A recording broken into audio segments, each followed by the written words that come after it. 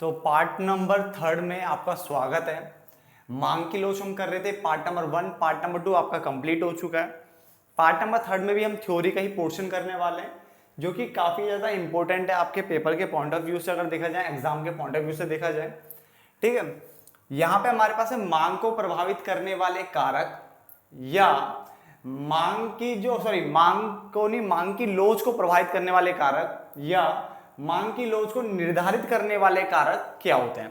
देखो, साथ ही साथ आपके मेरे को कमेंट्स आ रहे हैं कि जो लास्ट जो प्रीवियस के क्वेश्चंस हैं या इंपॉर्टेंट क्वेश्चंस की लिस्ट बना दीजिए। देखो, अगर टाइम मिलेगा मैं जरूर बनाऊंगा, ठीक है ना।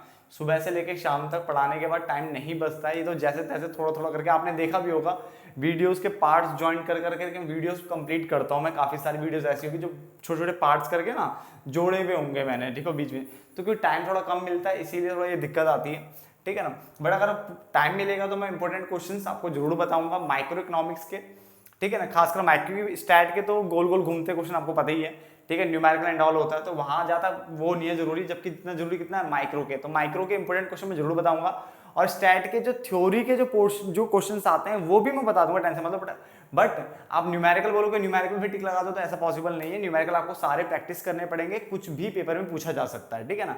तो अगर टाइम मिलेगा तो मैं स्टैट और माइक्रो के इंपॉर्टेंट जो थ्योरी के क्वेश्चन है वो मैं जरूर आपके लिए बनाने की पूरी कोशिश करूंगा, ठीक है। अभी स्टार्ट कर लेते हैं कि जो मांग की लोच है उसको प्रभावित करने वाले कारक या निर्धारित करने वाले कारक कौन कौन से होते हैं। क्लियर है? तो सबसे पहला कारक आपका है वस्तु की प्रकृति। बेटा क्या है? वस्तु की प्रकृति, ठीक है। तो नेचर ऑफ कमोडिटी की हम बात कर रहे हैं। इसमें लिखा मांग की लोच वस्तु की प्रकृति पर निर्भर करती है। इसके अनुसार जो अनिवार्य वस्तुएं होती है, बेटा अनिवार्य मतलब नेसेसरीज वाली, क्या लिखा है? नेसेसरीज की जो गुड्स होती है, कमोडिटी होती है, जैसे नमक हो गया, जैसे दवाइयां होगी, इनकी मांग की लोच हमेशा याद रखना बेरोजगार होगी। क्या होगी? बेरोजगार होगी। जैसे अंडरलाइन मैंने किया, आप भी करिए।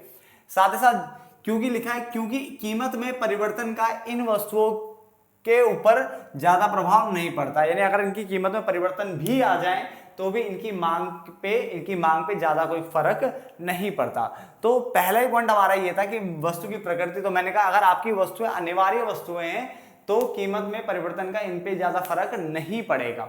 इसको इस तरह से आप समझ सकते हो, ठीक है। क्योंकि देखो यहाँ पे एक एग्जाम्पल मैंने लिखा हुआ नमक या दवाई। तो अगर आप मान के चलो कि आपको क्या नाम है, सपोज करो कि क्या ना किसी बंदे को, एक एग्जांपल लेते, कोई भी एक बंदा XYZ, उसको कुत्ते ने काट दिया।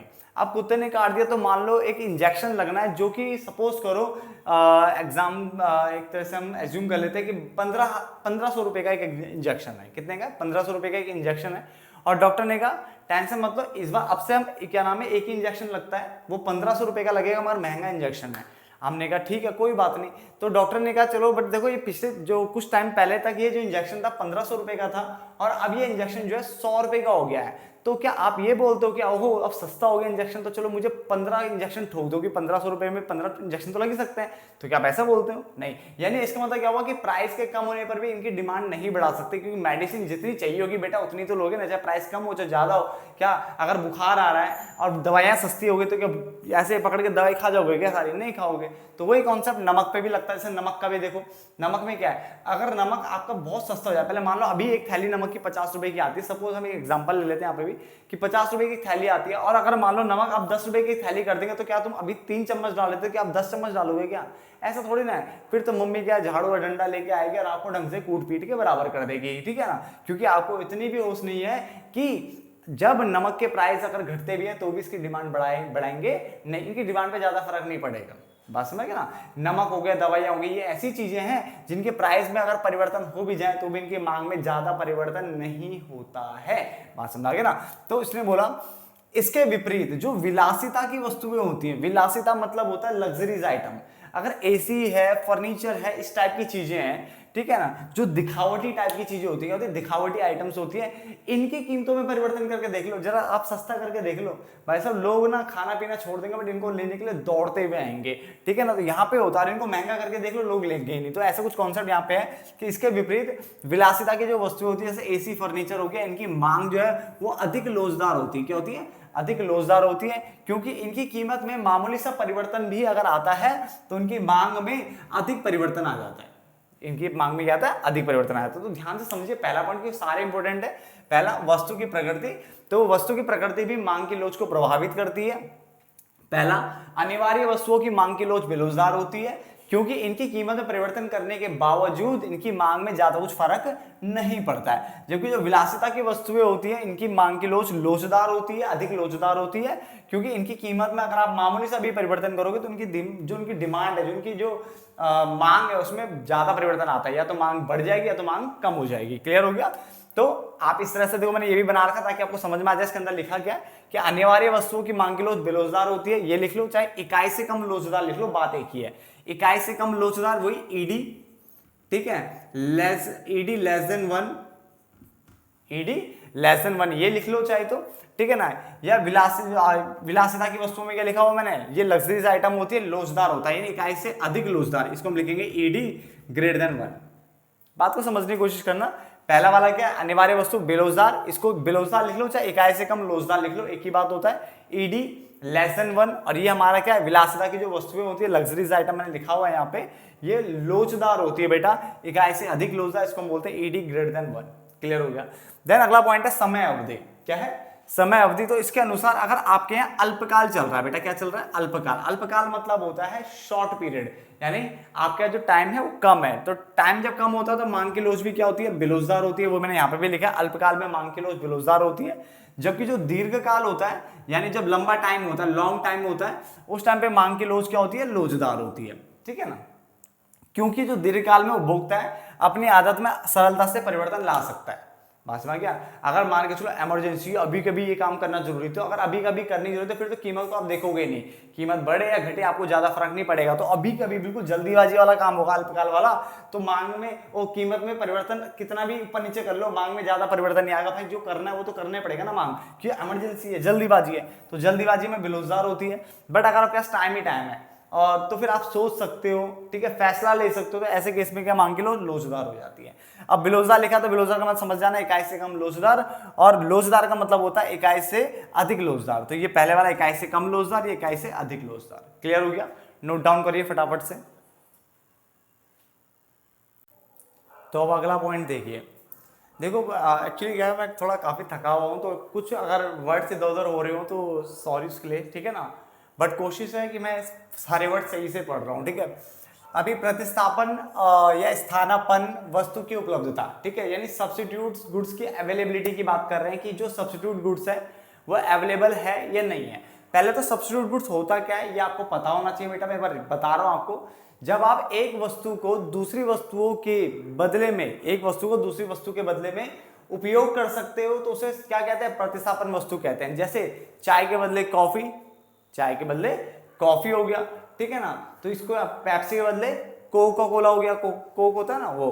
तो ये सब्स्टिट्यूट गुड्स होती है। हमें अगर आपको एक गुड्स नहीं मिल रहा है, वो महंगा है, तो आप दूसरे गुड्स को ले सकते हो, ठीक है। तो उसने बोला सब्स्टिट्यूट यानी प्रतिस्थापन या स्थानापन्न वस्तु की उपलब्धता की बात कर रहा है। तो यहाँ पे लिखवाया मैंने, जब बाजार में किसी वस्तु की निकटतम अनेक प्रतिस्थापन वस्तु उपलब्ध होती है, यानी जब बाजार में किसी वस्तु की निकटतम अनेक जो प्रतिस्थापन वस्तु उपलब्ध है, अगर प्रतिस्थापन वस्तु उपलब्ध है तो ऐसी स्थिति में वस्तु की कीमत में अगर थोड़ा सा भी परिवर्तन आएगा तो उसकी मांग में भी क्या आएगा, अधिक परिवर्तन आएगा, ठीक है। तो जिसके कारण मांग की लोच क्या होती है बेटा, अधिक लोचदार होती है। तो बोलना क्या चाहता है, ये पॉइंट कह रहा है कि अगर किसी वस्तु की बाजार में प्रतिस्थापन वस्तु उपलब्ध है, जैसे चाय कि जो प्रतिस्थापन वस्तु कॉफी वो उपलब्ध है, तो ऐसे केस में अगर आप कीमत में जरा भी परिवर्तन करते हो तो मांग में अधिक परिवर्तन आता है। क्योंकि अगर आपने चाय की कीमतें बढ़ाई तो लोग चाय पीना ही बंद कर देंगे और कॉफी पीना शुरू कर देंगे। बात को समझो, ठीक है ना।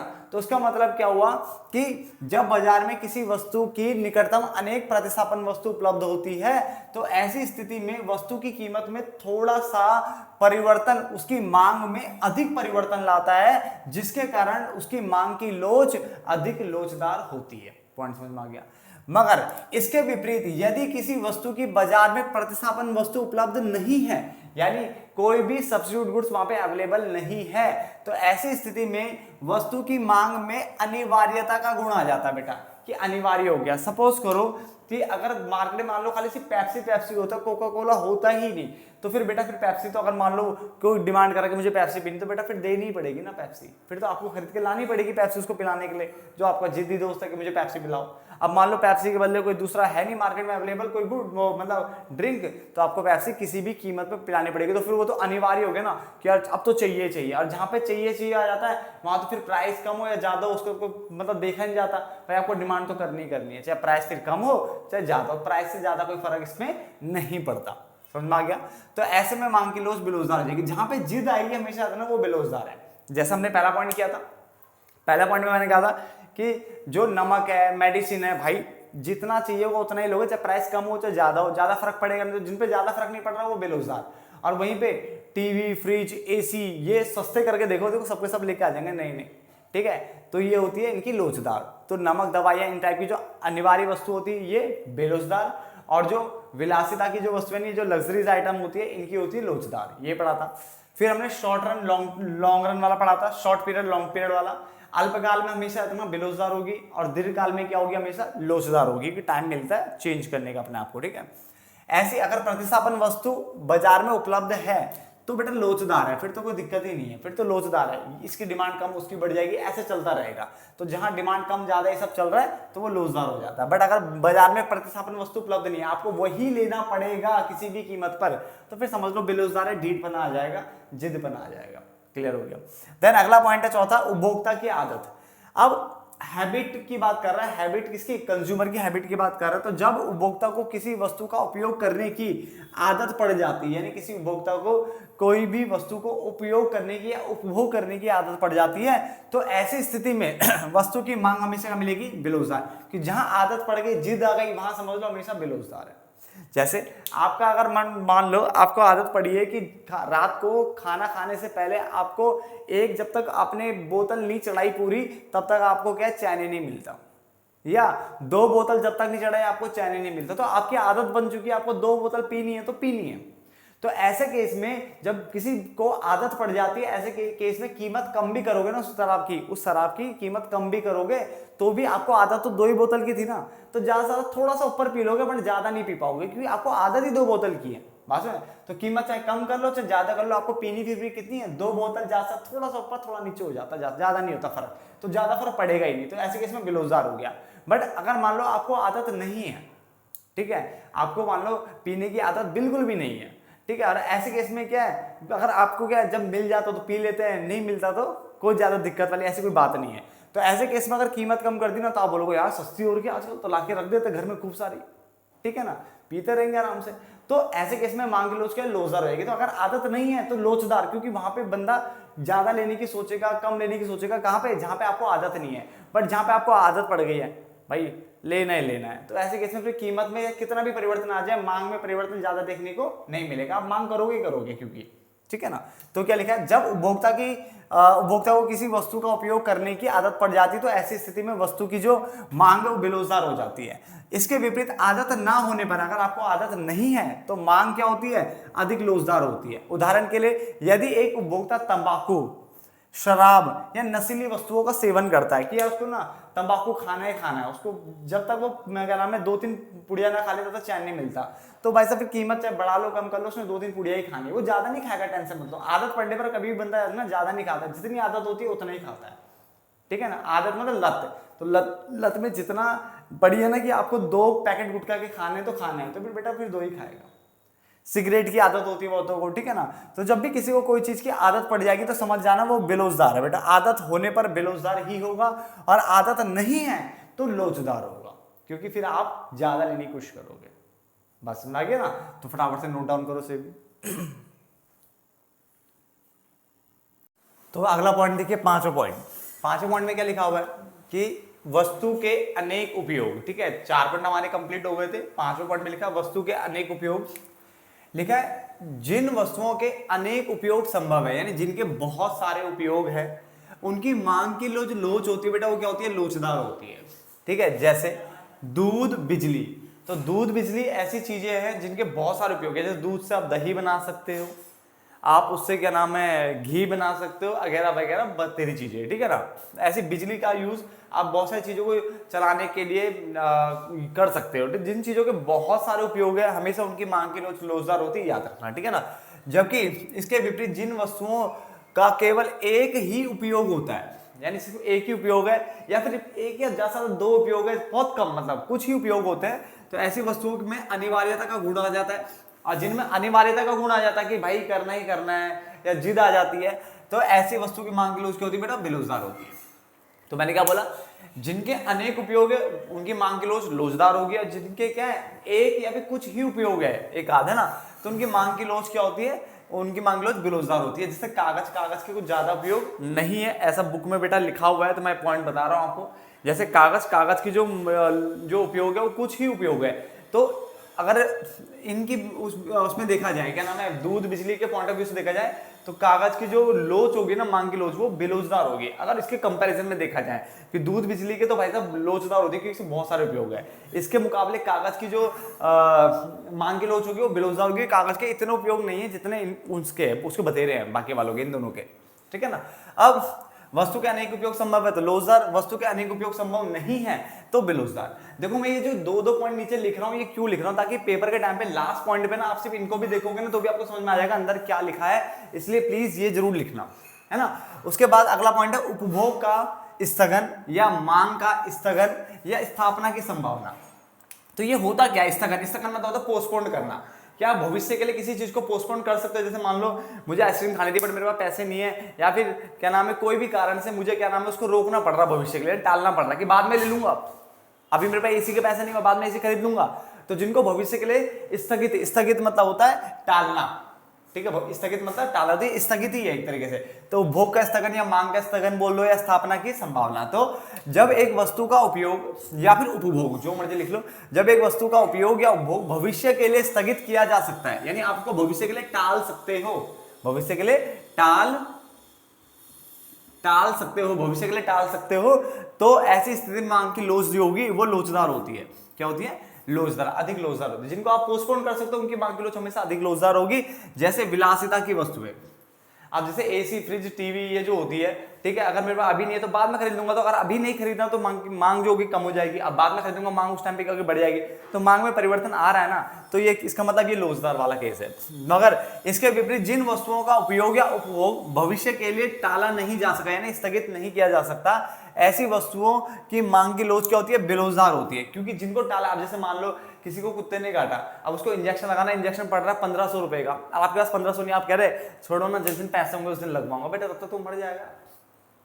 बात को समझो ना। तो जिन वस्तुओं को भविष्य के लिए टाला जा सकता है, जिसको अभी कभी लेना ही पड़ेगा, उसमें अनिवार्यता का गुण आ जाता है दोबारा से, और जो अनिवार्य वस्तुएं होती है वहां पे मांग की लोच क्या होती है, बेरोजगार हो जाती है। बेटा क्या होती है, बेरोजगार। तो भविष्य के लिए स्थगित किया जा सकता है लोचदार, भविष्य के लिए स्थगित नहीं किया जा सकता तो बेरोजगार, है ना। काफी अच्छे पॉइंट्स है, 6 पॉइंट हम कवर कर चुके हैं, बाकी 2 पॉइंट मैं और करवाऊंगा। वैसे 2-3 पॉइंट, 3-4 पॉइंट और बन सकते हैं, बट मैं 2 पॉइंट और करवाने वाला हूँ जहां तक मुझे लग रहा है अभी तक, तो है ना।